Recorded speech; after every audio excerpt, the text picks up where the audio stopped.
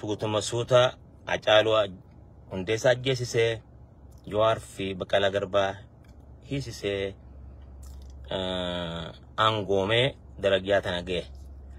Duuba gaa ummanni bal'aan Oromoo kan waggoota 40 dabre bilisummaa fi walqixxummaa mirga abbaa biyyummaa barbaadaa jiru arraan tana haalli siyaasaa Itoophiyaadhaa haram deemaa jira jennee yommuu ilaallu hedduu nama yaachisiisaa jechuudha. So eegasiin if duban deebi'aa ammas eegasiin eega Oromoo protestiin jijjiiramni dhufee Abiy aangoome kana Jawaar san duratti ideologiin inni qabu ideology Oromoo first yaamtu jechuudha. Ideology Oromoo first yaamtu, which means jara kaan osoo including goone osoo jiru hidhaa booda ideology sun keessaa bahaa dhufee ideology saba hunda hammatee Itoophiyaa kana gara democratic transition akka dhufan hawwee barbaade. Garuu Abiy akka aangoo tana ifiif hojjetee duraan hojjechaa ture ifi harkate godhee jara kana dhaga'uu dide jechuudha. Jawaarii fi dhaaba siyaasaa adda bilisummaa Oromoo akkasumattis dhaaba adda addaa harkuma isaatiin deemee sabaaf sablammii Itoophiyaa keessa jirtu walitti duuluuf dhaaba faannoo ijaaree jechuudha. Innummaan akkasuma deebi'ee TPLF hariiroon hommuu duraa jirtu waliin jiraannaadha. Sirna dimokiraasawaan biyya tana fuuldura tarkaanfannaani ani jee Tigraay akkasi qawween dhee faannoo fi uumee qawween dhee adda bilisummaa Oromoo dhabamsiisuuf Oromoo shawaa gata ifiin marsee Oromoo shawaa tana ifiin marsee waggaa 7 dabre kana Itoophiyaa akka fedhii isaadhaa bulchaa jira jechuudha.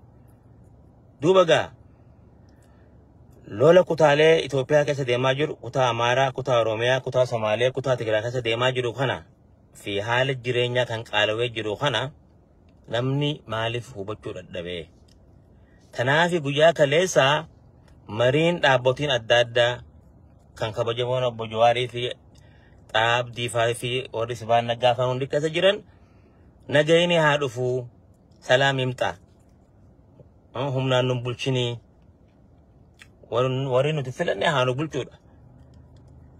Duuba yoo dhaabni duruu kun dilli kun Abiyyi faalleessee jijjiirama barbaanna jee yoo ummanni isa filatee isa achi kaa'e maaliif jijjiirama dhaabni siyaasaa adda addaa waggoota 7 dabre kana Abiyyi gaafachaa ture galma ga'uu dadhabe?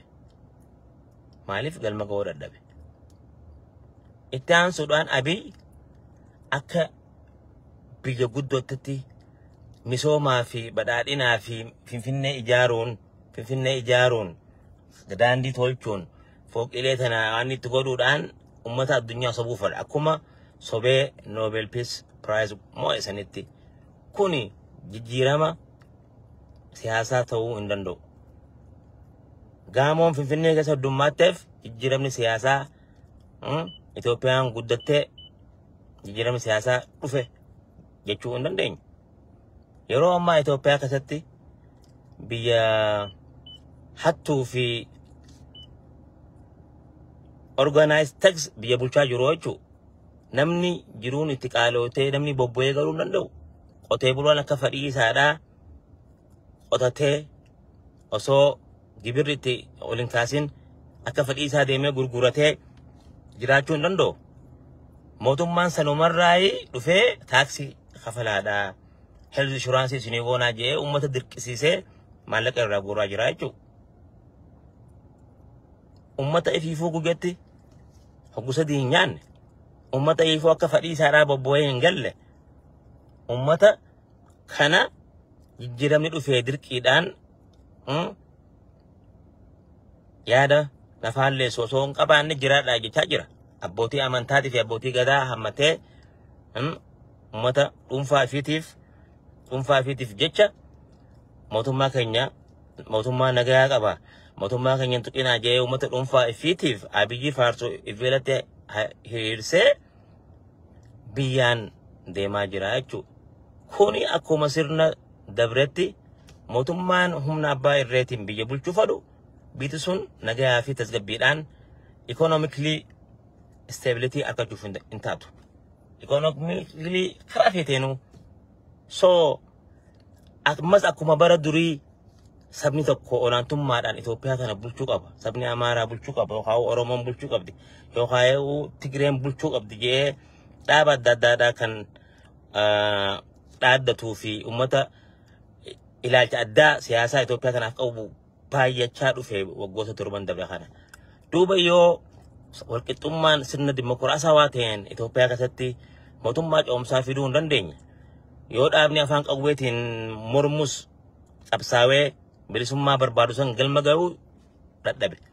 Yoo gareen karaa nagaatiin qabsootus qabsoo karaa nagaatiin godhanii waan namni qabsaa'uuf san kaayoo isaanii galma ga'uu dadhabde haala kamii namni qabsaawee walqixxummaadhaan Itoophiyaa keessa jiraachuu danda'a.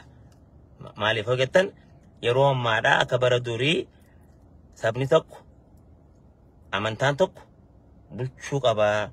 Yee Abiy ideoloojii akkasii ifitti amanee maddammar jedhee sirna dursan deebisuudhaaf ta'aa jira. Maaliif Amaara Oromoodhaan waliin dhawee Amaaraa fi Tigree waliin dha'ee Oromoo fi Somaalee waliin dha'ee yeroo isaadhaa dheereffachuuf waanuma fedhe godhaa jira. Meegaa duuba mariin guyyaa kaleessaa godhame suni bar lolli haanurraa dhaabbatu biyya keessa nageenyi haa dhufu akkasumattis humnaan hin bulluudha bara.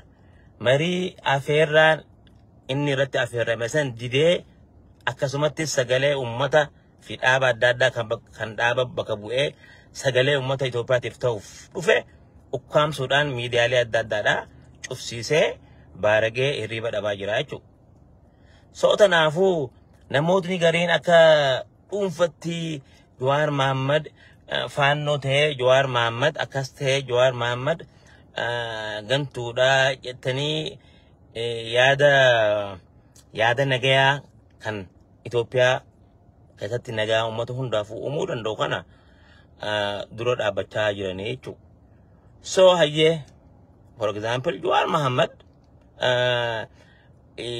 faannoo ta'eetis hin beeku faannoodhaa mitis qabsaawaa sabaati xiinxalaa siyaasaati warra jijjiirama kana fida keessaa isa tokko jechuudha.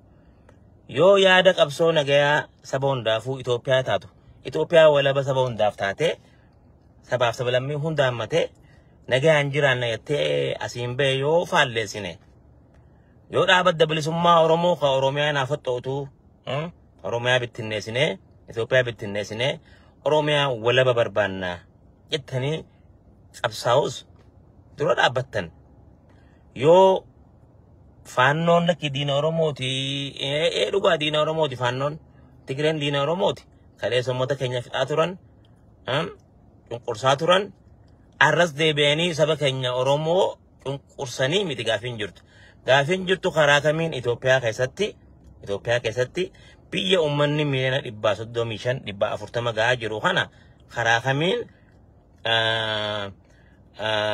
lola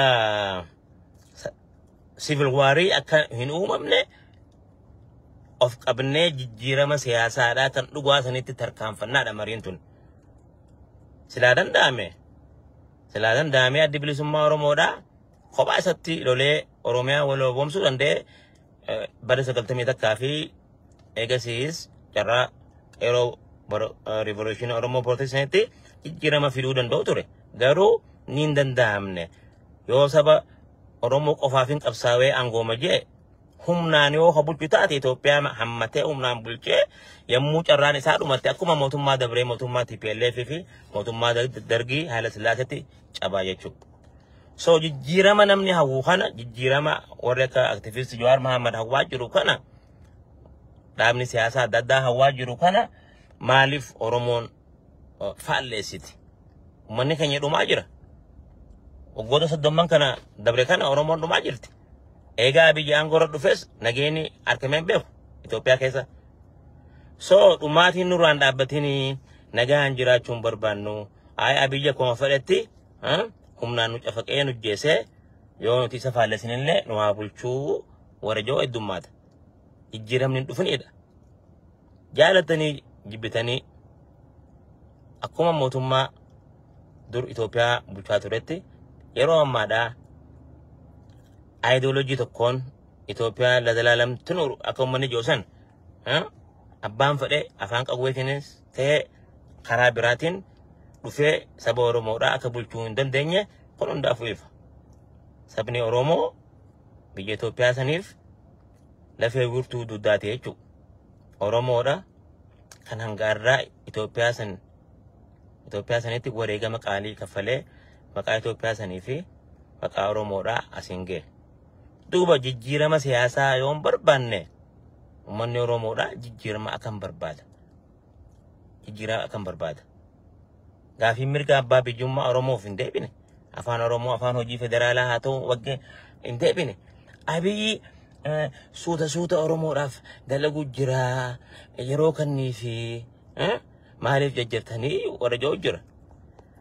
Waggaa 7 guutuu namni waan gaafii xixiqqoo uummanni biyyaa the indigenous people gaafachaa ture waggaa 7 irraan fuudhu.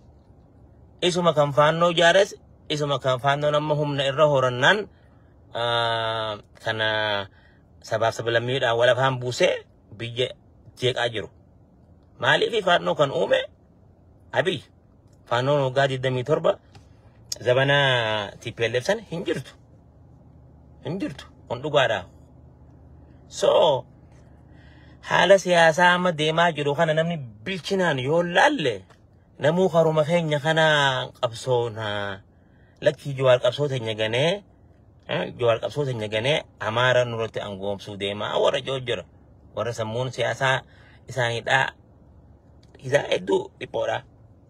Maaliif Jawaar Mohaammed Oromoo Foristiidhaan ka'e immoo ilaalchi sun hin taanee fi gama Itoophiyaa dimokiraasiidhaan kan namni fedhe filatee san karaa mootummaa coomsaa ceenaadhaan qabsoo karaa nagaa jalatti hiriiree jechuudha.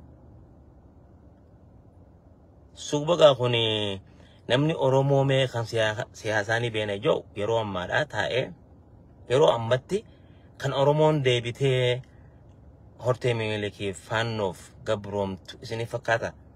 Kan Oromoon deebi'ee arras akkuma bara kaletti TPLF gabroomu isiniif fakkaata. Kuni warri AJ yaadoo jiraate warra siyaasaan hin galiniif jechuudha.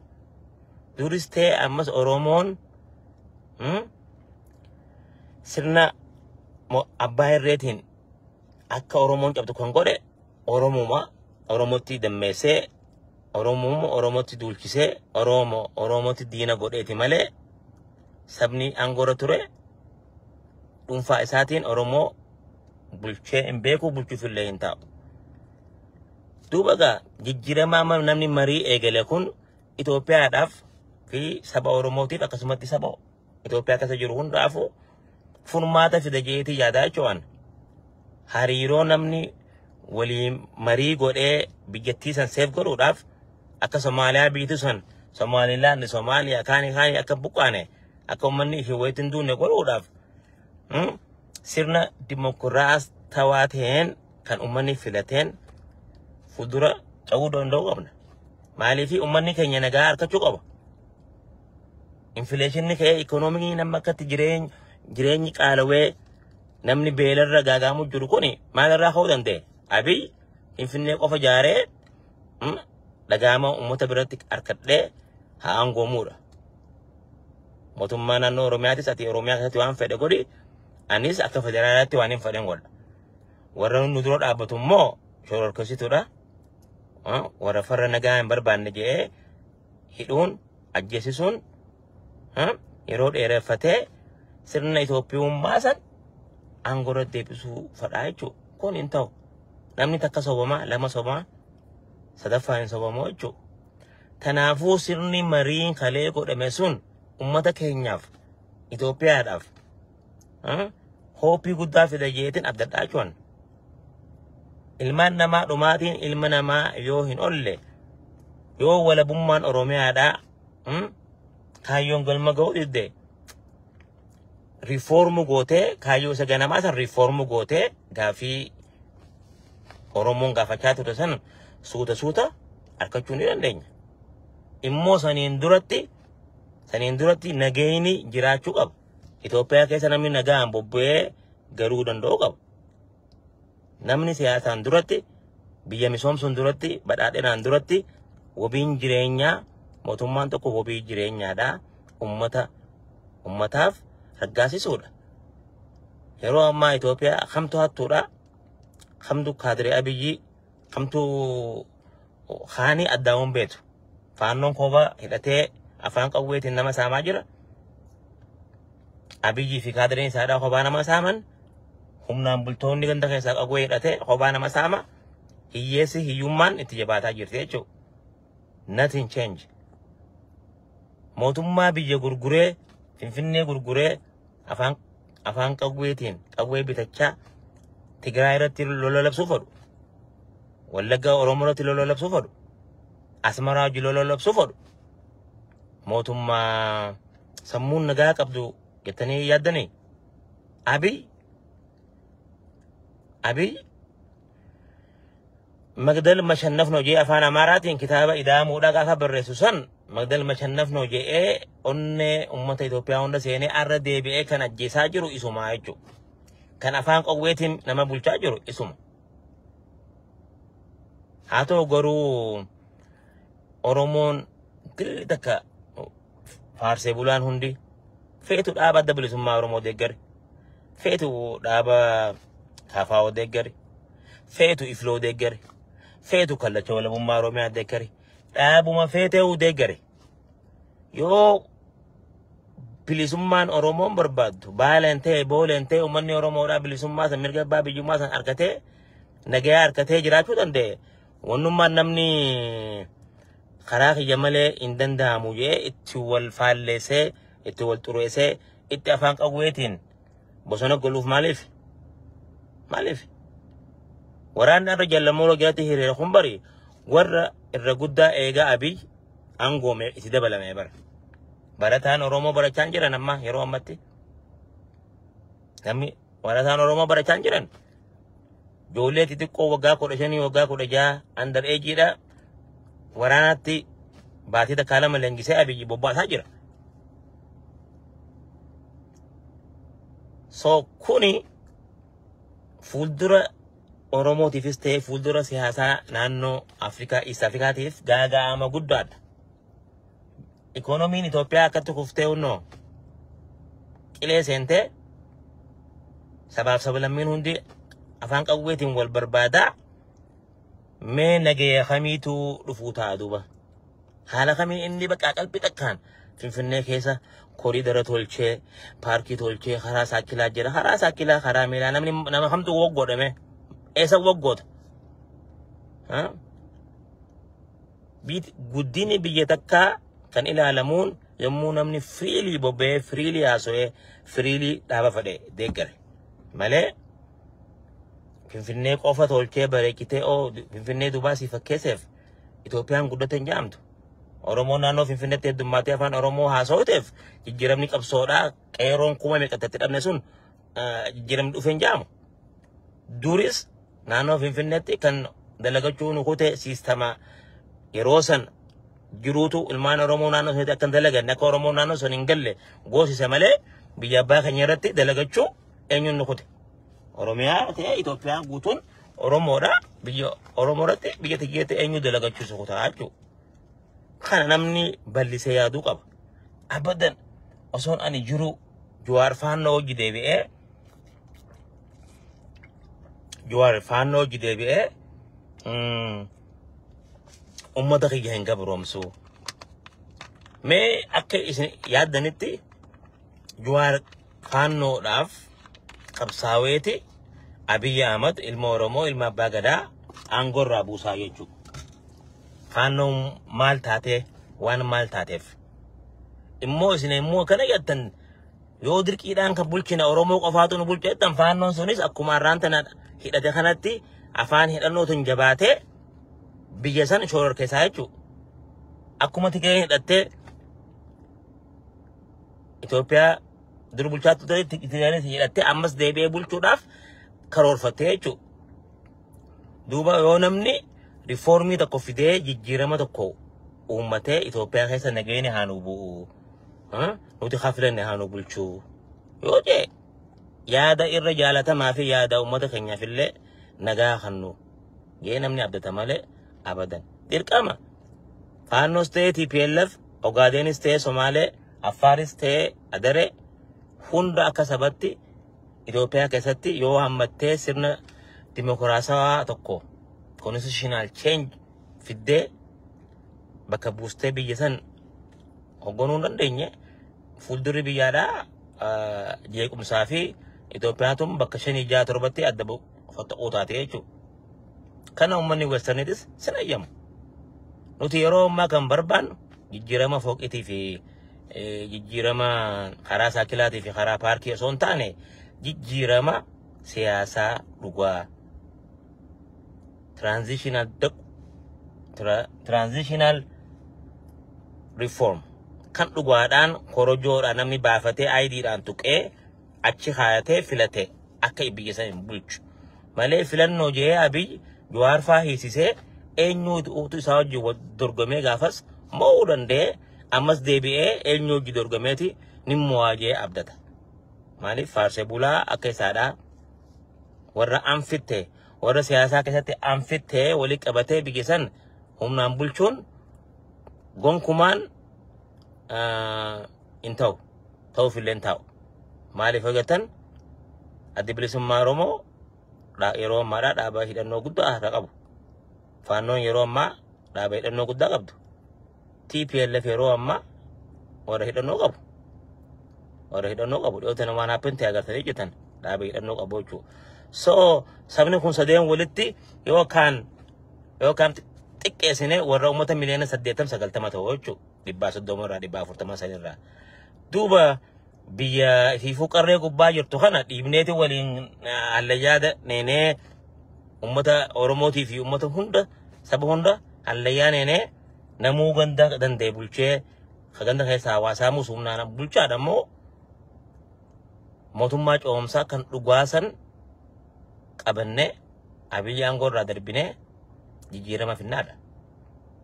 Because haalli amma Itoophiyaa keessa deemaa jiru kun haala fokotaa fi haala yaaddeesha. Because Jawaar Mohaammed boru Prime Minister ta'e fadhufaannoo keessaa dhaaba Amaaraa keessaa boru Prime Minister ta'e ifta Adaree keessaa yoo ta'e Walaayittaa keessaa yoo ta'e as long as namni yoo filate maal qaba? Moo akkuma bara durii humnaan bulchinee nutis gabroomnee jiraannaadha. Siyaasaa keessatti namni dhaloota dhufuuf fakkeenya ta'uudhaaf riifoormii aayideoloojii dur deemuu san dhiisee aayideoloojii biraatiin osoo kaayyoo isa ganamaa san hin jijjiirre dura addi bilisummaa Oromoo yoon fedhe nin buqaadha nin fotoqaani haqqabsaawaa jiru. Saniin kan ilmaan Oromoo kumaatamaan lakkaa'aman kan dhuman.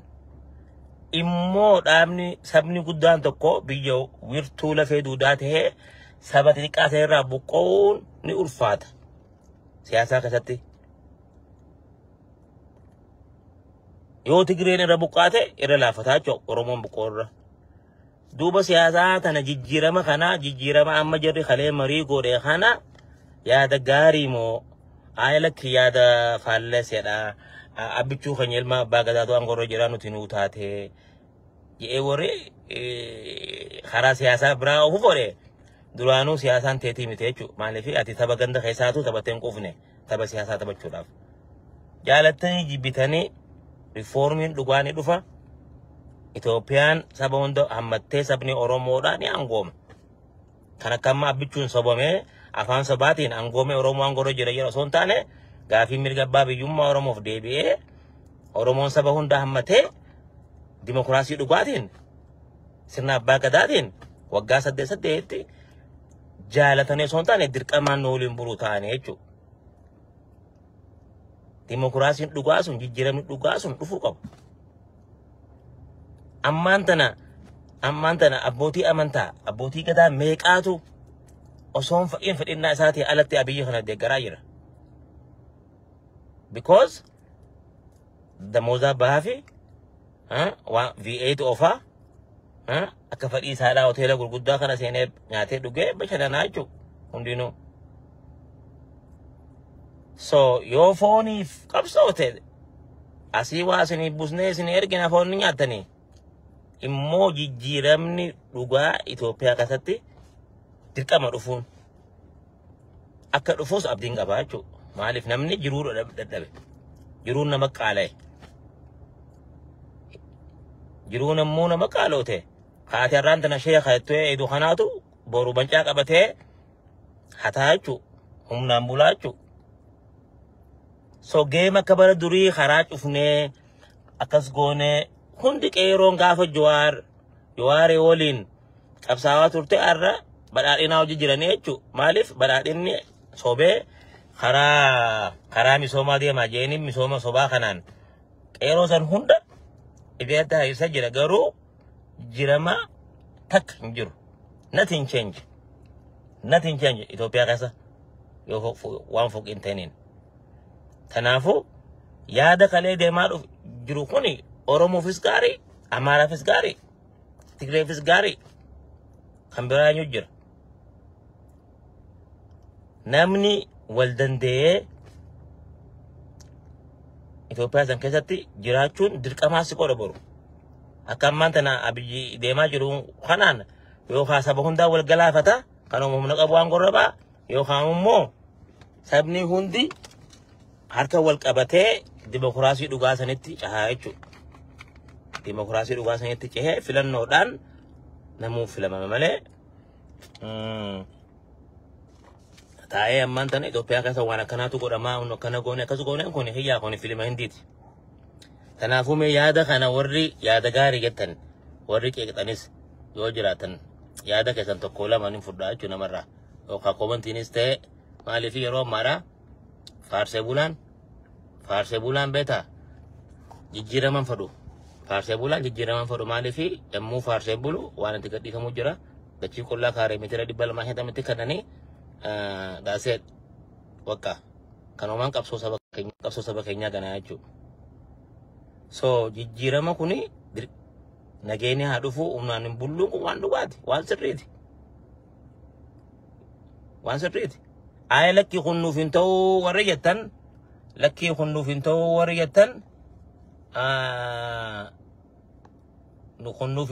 jettan mee hoota gaa'u lafti kanaa iyyannoo keessan kan adda.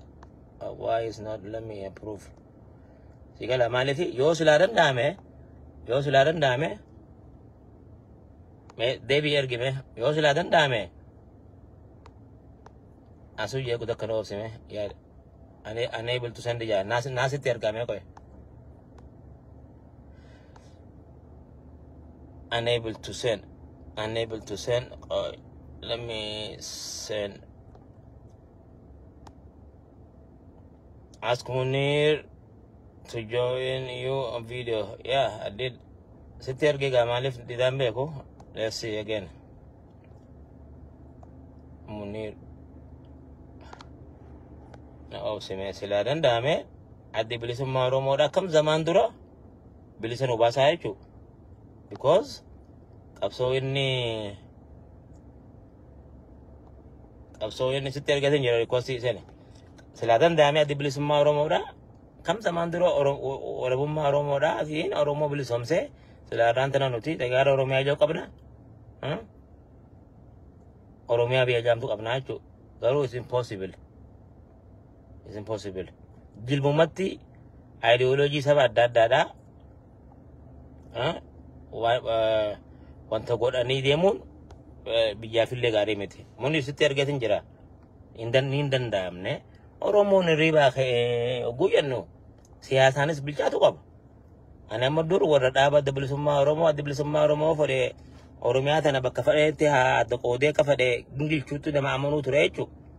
Still ammallee dhaaba adda bilisummaa Oromoo nama jaalatu immoo Oromiyaan walabummaa Oromiyaa buqqaatee Oromiyaan kophaa baatii jee ittiin amanu. Maaliif waan jettan biyya santu Itoophiyaa san guutuutu biyya Oromoon wareegama qaalii itti kafalte. Biyya Oromoon wareegama qaalii itti kafalte biitu sun Oromoo jalatti buluu qabdi jechuudha. Oromoo jalatti buluu qabdi. Lakki jaalladaa gudibsaadhaa gaara ture akkana innummaa namatti diidam soddom haanu bulchuu akka isaa keessa faqii kanallee warri jooni jira. Kun hin ta'u. Dimokiraasii barbaannaa jecha kalee waan uummanni sabni dimokiraasii barbaadu akkuma keenyaas dimokiraasii barbaada yoo nama dirqiidhaan bituu feene sun duraanuuti dhaabni keenya sun dhaaba sirriitii miti jechuudha. Sabni walqixxummaaf qabsaa'e dimokiraasiif qabsaa'e yommuu angoome deebi'ee saba kaan qiimii fi waanni kaan irraan ba'u jechuudha. Jijjiirama kan nuti beenu sani. I send it to you, bro. Si ergeetin jedha Munir.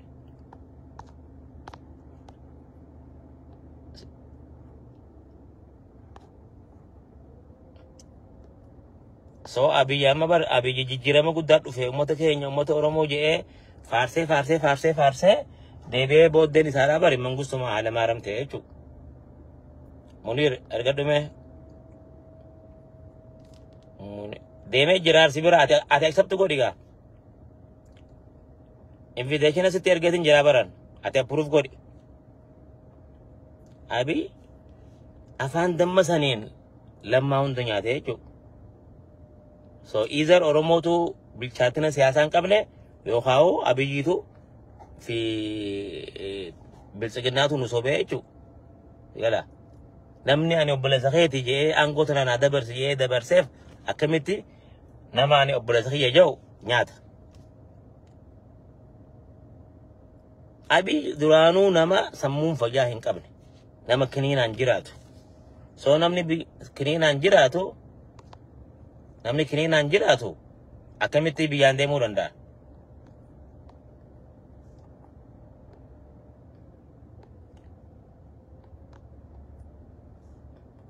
Munir, I send you the request, bro. Si ergeetin jedhe. Si erge gaa'oo request approve godhi. Sanaafuu namni jijjiirama fedhu nama hin hidhu. So Abiy jijjiirama dhugaa silaa fedhe hidhamtoota siyaasaa hunda kan adda bilisummaa Oromoo, kan Faannoo, kan Ifloo, kan Kaafaa'oo ni kaachuu hidharraa.